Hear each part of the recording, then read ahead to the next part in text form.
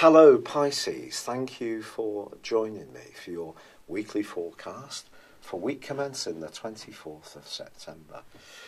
This week sees the Sun and also Mercury continuing to find a foothold in the deep and passionate 8th house of your horoscope. And they're actually going to be forging an amazing link to Mars at the start of this week. Now Mars is in a sensitive part of your situation, suggesting that something or someone from your past can be important to you, especially as far as employment prospects are concerned. But of course Mars is clashing with Uranus, the planet of unpredictability, which has been shaking up your thinking and even your nervous system ever since the second week of May. These two, bouncing off each other, could see some very sensitive issues thrust into the open and not necessarily in an easy way to digest. But the angle between Mars and the full moon on Tuesday in Aries just suggests that if you can think about your values, what you earn, how you marshal your resources, or even how you think about spending money in an impulsive way, or what kind of influences your decisions around spending, I do feel that you can gain some benefit from this. What is more challenging, without any doubt at all, is that Saturn is going to be squaring off to the Sun from Tuesday and that full moon right through to the end of the week. This suggests that when it comes to group situations, friendships, deep alliances, it could possibly be that you can feel isolated, or there's some kind of divergence between you and people who you were once really quite close to.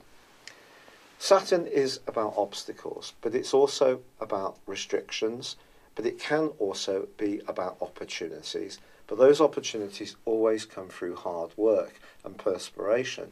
And what Saturn's asking you to do for the next year and a half is try to network studiously, to try to build up the kind of contacts that can be good for you.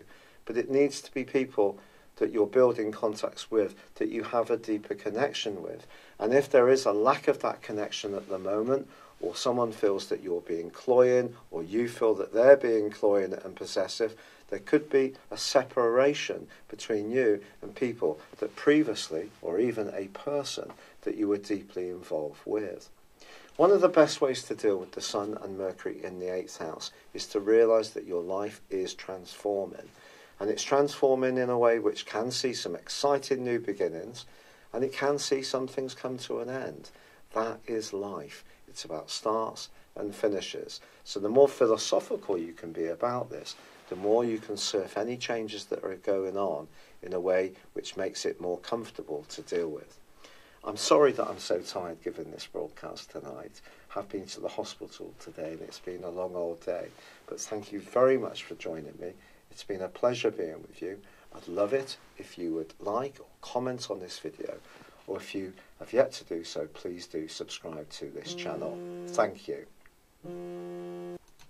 Hello Pisces, thank you for joining me for your Sun or Ascendant forecast for September. I am sorry that I'm delivering this so late.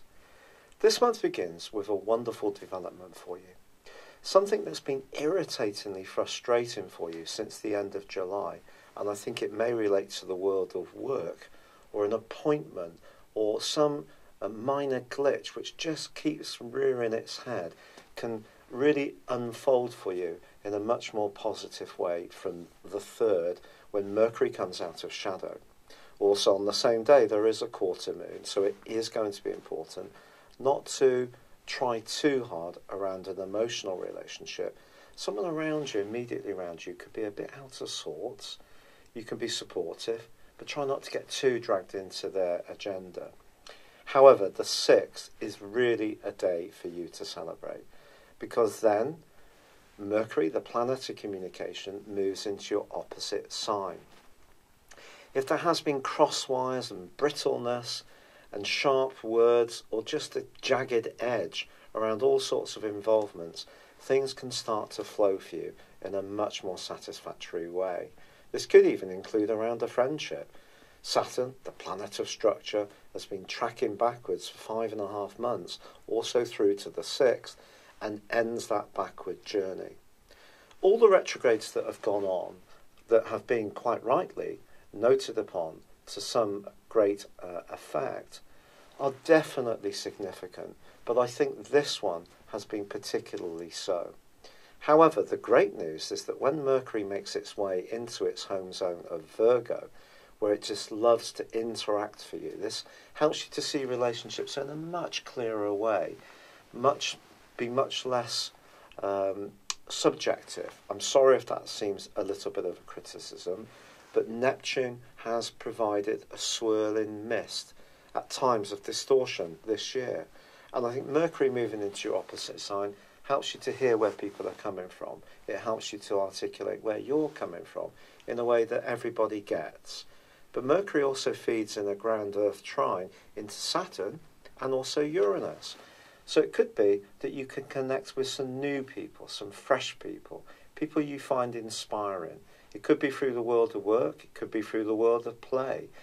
There can be something about this which is free-spirited, stimulates you, yet at the same time is stable. A really lovely platform for you to embrace. But also on the 9th, there is a sensational new moon, also in Virgo, which again really primes up your relationship prospects. I'm not going to say you're going to meet the love of your life if you're single, but it certainly gives you an enhanced opportunity to do so, because this new moon intersects Jupiter and Pluto, which are in a splendid alliance running on from last month. These two give you the opportunity to be expansive, but also to network. And when Jupiter and Pluto cooperate, things that have seemed a struggle can just fall into place without so much effort. So the fact that they are interacting with this new moon, which is really giving you an opportunity to harmonise your relationships, to bring an element of diplomacy, yet at the same time assert your needs to situations, is wonderful. So what's the catch? There's always a catch in astrology, isn't there? Sorry, I should be known as the catcher astrology. But seriously, Venus actually, from the 11th through to the 17th, forges a sensational link with Saturn. So if there is a relationship that for you is opening up, it could be linked to someone at a distance. This could be a tie that goes from strength to strength. If you're travelling, you may meet this person and almost immediately feel there's something you know about them, some sense of familiarity, but also some sense of security. But ironically, from the 11th to the 24th, Venus clashes with its planet in a romantic context of Mars. Now, Mars is going to be moving back into a tricky location for you on the 12th. There's no question about this. And it's going to be squaring up with Uranus again, just like it did from the second week of May, pretty well off and on since then. This is suggesting that things keep coming into the open of a confidential nature, and it could be that you're being impulsive at times, or other people are not holding things close to their chest. I wouldn't be in too much of a hurry to fess up about anything that's deeply personal to you from the middle of this month onwards. You've had a bit of a rest as Mars has retreated back into the sign of Capricorn and given you a real desire to reach out to the things that really are important to you. I'm not talking about more material goals and ambitions, although obviously Mars in Capricorn suggests that because it's exalted there and Capricorn is about those things. But for you, it's more about those things in terms of the more spiritual dimension of your hopes. But Mars moving back into the 12th house can, through to the early part of November, continue to stir up issues from your past that you may be reluctant to look at. And this angle with Uranus suggests that if you do find yourself not wanting to look at any tender stuff, it'll come up anyway, or it'll come in from a challenge from someone else. So the more upfront you can be about any kind of controversial or painful memories from your past, even if this seems counterintuitive, don't bury these things. Uranus is pushing you to look them straight in the eye. It will take real courage to do this, but you will gain immeasurably because you'll be rinsing out of your system stuff that's laid stored away, fermenting in not necessarily a positive way for far too long. But also, then we have the transition at the latter part of this month on the 22nd and the 23rd of Mercury and the Sun moving into an area which is very much to do with change. Change is something that some people seem to delight in. You know, if they're in one big city on one side of the earth one day, they seem to have the absolute knack of flying somewhere for 12 hours, arriving and immediately meshing in the new environment on the other side of the earth. I wish I could be like this. Change is much more difficult for someone like me. I don't know how you react to change. You're a mutable sign, therefore you can flow. And I really admire that about Pisces energy. Pisces is my 5th house, so I tend to have a lot of affection for Pisces people. So something could flow and oscillate for you this month, and you'll probably handle that very well. But there could be some structural changes going on as well, affecting where you live, your long-term finances, a deep business partnership, a deep romantic partnership. These changes can be good, they can be more testing, because some things end and some things begin, just like life. And that's what the 8th solar house is about in the last 10 days of this month. But the pivotal issue, quite frankly, is the full moon, which occurs on the 24th, because this sees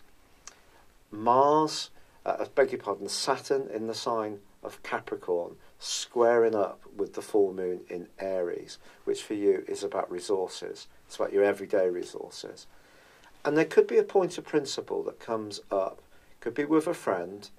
It may be that you find that one friendship is going to diverge, that you don't see the things the same way as you used to do, or one of you's being more assertive about how you see things.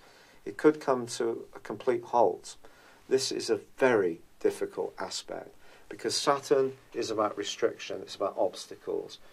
And obviously the moon is about our emotions, it's about our home, it's about our self-worth, especially in the 2nd solar house for you. So some kind of limitation around a big hope or expectation of yours is definitely possible as this month comes to a close. And therefore the change agenda that's coming in with Mercury and the Sun is asking you to be philosophical about what those changes may be, because Venus and Jupiter continue to be in a magical location for you, which is all about your connections to others. It's just there could be some very valuable, enriching associations and others which are just going to run their course.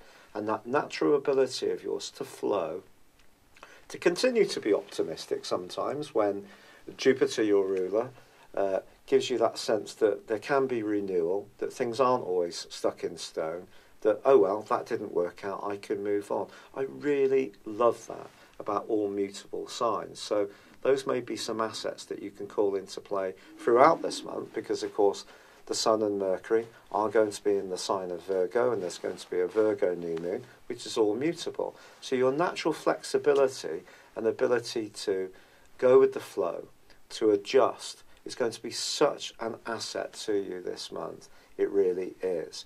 But I do feel there could be some of those things popping up from the past. Just keep dealing with them, don't avoid them, and you're clearing the way and the energy for a brighter, wonderful new start, which is going to occur on the 24th of October, when the Sun powers its way into Scorpio, and you're going to have that collection of the Sun, of Venus and Jupiter, all going to provide a huge platform of liberation for you. So there's lots of exciting energies to come. I'm so sorry my energy is still so low. The rheumatoid arthritis is being absolutely punishing. I could never have conceived how difficult this condition is. But all the kind comments and suggestions that you've made mean so much. I genuinely thank you.